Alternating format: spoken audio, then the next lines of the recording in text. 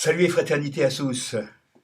Tout d'abord, pour commencer, une plaisanterie de très mauvais goût, mais que j'assume complètement. Dans un échange sur un réseau social quelconque ou dans la vie, euh, quand on aborde le sujet du fameux vaccin et de la connaissance scientifique, il y a toujours quelqu'un qui vous dit, mais est-ce que vous êtes médecin? Ben, il faut répondre oui, je m'appelle le docteur Mengele ou le docteur Petiot, hein, par exemple. Je sais, c'est de très mauvais goût.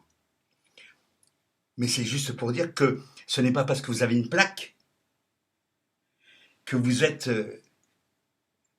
un puits de science absolue et que vous ne vous trompez pas. Encore une fois,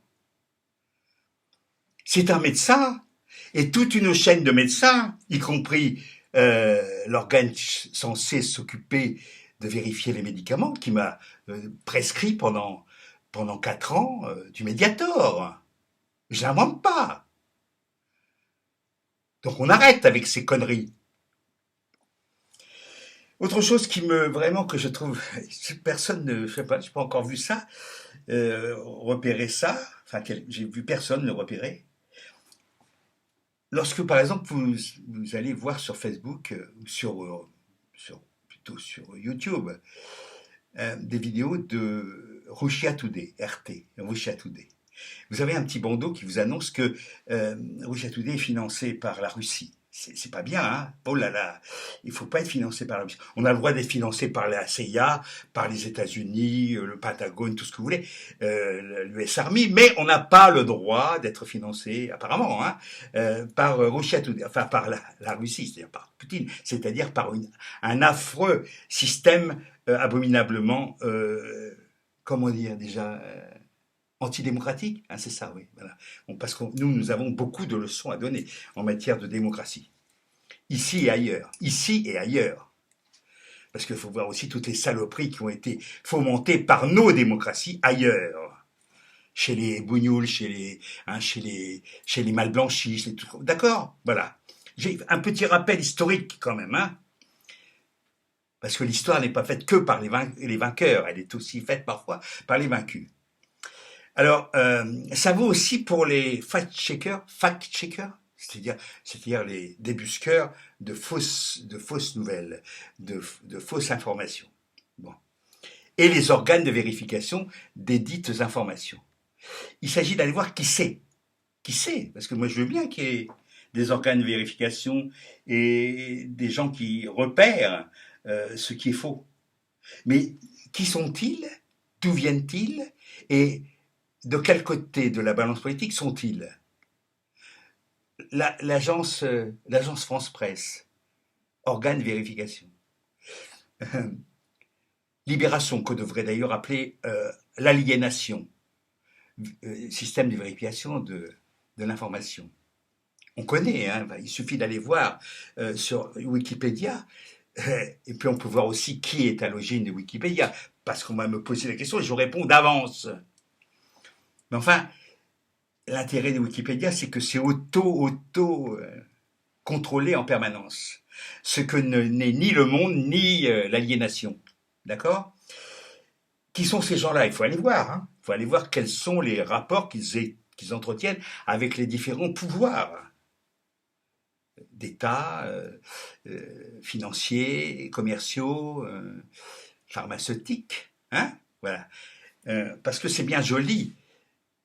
Quelqu'un avec qui j'ai discuté sur YouTube euh, me reproche de ne pas apporter de preuves sur la collusion entre Pfizer et notre président. Eh oui, c'est-à-dire que je lui rappelle l'histoire de l'affaire Dreyfus. Si on va voir sur Wikipédia ou ailleurs le détail de l'affaire Dreyfus, on s'aperçoit que dans un premier temps, le héros de la vérité, j'accuse, Émile Zola, a dans un premier temps été condamné pour diffamation. D'accord? Ça s'est pas passé comme ça du jour au lendemain, ça a été très long. Il y a eu des preuves qui ont été, il y a eu des gens, des experts, notamment graphologues, qui sont intervenus pour accuser Dreyfus. Il y a eu, finalement, au bout du compte, qu'est-ce qui fait que Dreyfus s'en sort et finit par être libéré et réhabilité? C'est que le véritable coupable se dénonce. D'accord? J'attends un petit peu que dans cette affaire, M. Macron se dénonce. Si c'est pas nous, s'il n'y a pas d'instance judiciaire, évidemment, à la suite d'un changement de gouvernement et de république, forcément, les gens qui me demandent des preuves n'ont aucune idée de ce que c'est que l'histoire. Lorsque, en 44, d'un seul coup, on découvre un certain nombre de choses de la part de l'État pourri de Pétain. Mais pendant cette affaire-là, où sont les magistrats? Ils sont à plat ventre. Où sont les journalistes? Ils sont pas là, ils ont disparu, ils sont à la solde de l'État pétainiste. Enfin, c'est très facile de dire aux gens qui accusent, et Dieu sait si on a des raisons d'accuser et de soupçonner.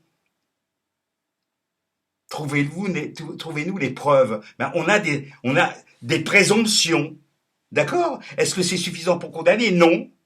Mais on espère bien que des gens vont s'y atteler, que beaucoup de gens, et surtout qu'il y a des gens qui vont finir par parler. Peut-être, d'ailleurs, sous la torture, pourquoi pas, hein? Pourquoi pas? On sait qu'il y a eu des collabos qui ont été torturés pour qu'ils avouent. On le sait, ça, non? Vous savez pas? Ben, moi, je vous le dis. Enfin, voilà, quoi.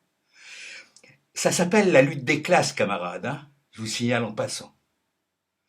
Et oui, nous sommes en guerre. Et en général, c'est pas les gueux qui font la guerre, hein. C'est pas eux qui la font, hein. C'est ceux d'au-dessus. C'est ceux d'en dessus, d'au-dessus, qui font la guerre aux gueux, qui les envoient au casse-pipe, qui les traitent plus bactères, qui les payent avec des cacahuètes. C'est ça la vérité. D'accord? Ce que je vois, c'est que tous ces gens-là ne s'en prennent jamais au pouvoir. Jamais! Jamais! Parce que ce sont des foireux, ou alors parce qu'ils adorent le pouvoir. Ils adorent le pouvoir. Il y a ça aussi, hein. C'est pas mal, hein. Alors justement, pour parler des gens qui adorent le pouvoir, il y a aussi des gens qui luttent contre le pouvoir. Moi, j'attends en vain, enfin, avec beaucoup de tristesse, que des personnalités intellectuelles, artistes et ça, se manifestent face à ce qui se passe, c'est-à-dire à la mise au ban de toute une partie de la population qui n'accepte pas le diktat absolument injustifié, parce que pas du tout légal, du pass sanitaire et du pass vaccinal. Alors je voudrais rendre hommage ici maintenant à quelqu'un, à une comédienne belle et talentueuse qui s'appelle Mireille Perrier et qui dit ce qu'elle pense et qui s'engage. Voilà. Ils sont rares, hein. Alors il y en a quelques-uns. J'ai le regret de constater que certains sont de droite ou d'extrême droite ou un petit peu allumés. Je ne vais pas les citer, mais voilà, c'est un peu dommage. On voit plutôt du côté, par exemple, de M. Roussel, hein, premier secrétaire du Parti communiste français, qui dit qu'il faut demander aux gens de la sécurité sociale d'aller débusquer les gens qui veulent pas se faire vacciner ou qui sont éloignés ou qui sont voilà, qui sont un petit peu impotents. Enfin, c'est toutes ces choses. Ça part d'un bon sentiment, hein. Ça part d'un bon sentiment, hein. Mais j'ai envie de dire, venant d'un parti qui a cautionné pendant des années, des décennies, les actions staliniennes, et qui a aussi, sur le plan scientifique, à une certaine époque, dans les années 50, approuvé M. Lysenko, qui était une espèce de farfelu scientifique, qui a fait grand bruit, mais c'était quand même dans les colonnes de l'Humanité à l'époque, hein. Allez voir ça, allez voir, camarade, l'affaire Lysenko. Vous ne serez pas déçus du voyage, hein. Voilà. Je vais encore me faire taxer d'anticommuniste. Non, non, je ne suis pas anticommuniste. Je suis simplement amoureux d'une certaine vérité, et pas de celle des puissants, et pas non plus de celles qui suivent les puissants, parce que ça me dégoûte. Hasta la victoria.